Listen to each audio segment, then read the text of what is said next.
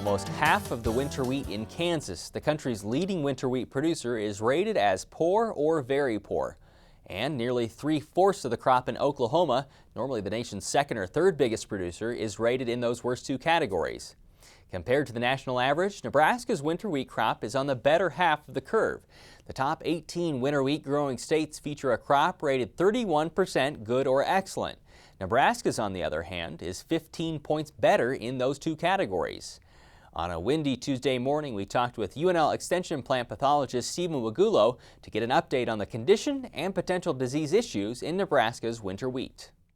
Well, in south central and southeast Nebraska, winter wheat it's rated average to good. So we had a good amount of moisture last week, and that has really helped the wheat. Right now it's mostly at the jointing stage of growth. Are you seeing many disease problems popping up? Not yet. It has been dry, and so far we are not seeing any high risk of diseases. For those fields that in which wheat was drilled into wheat stubble, growers should be on the lookout for development of residue-borne diseases such as tan spot and septoria. But other than that, we haven't seen any levels of disease to worry about at this point in time. A refresher on what they should look for specifically with those two things?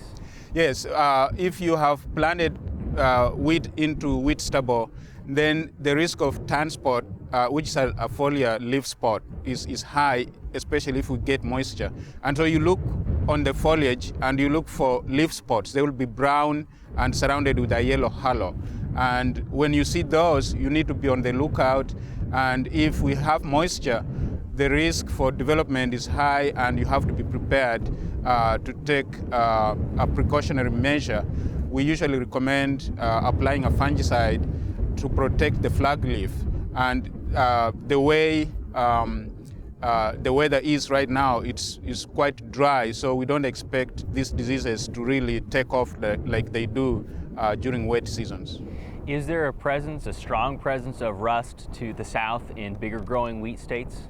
No, we have had reports of rust in Texas and Louisiana, but as of last week, we did not have any rust in Oklahoma or Kansas. The amount of spores that usually blows up, stripe rust and leaf rust, this year has just been very low, even in the southern states, and we don't expect severe levels of rust to develop in our part of the country. However, if there is moisture, we need only a few spores for rust to take off. And so, again, growers should be out scouting and listening out for reports of rust development in the southern states. But so far, the risk of rust seems to be very low this year. You can find more information on this topic online at cropwatch.unl.edu/plantdisease/wheat.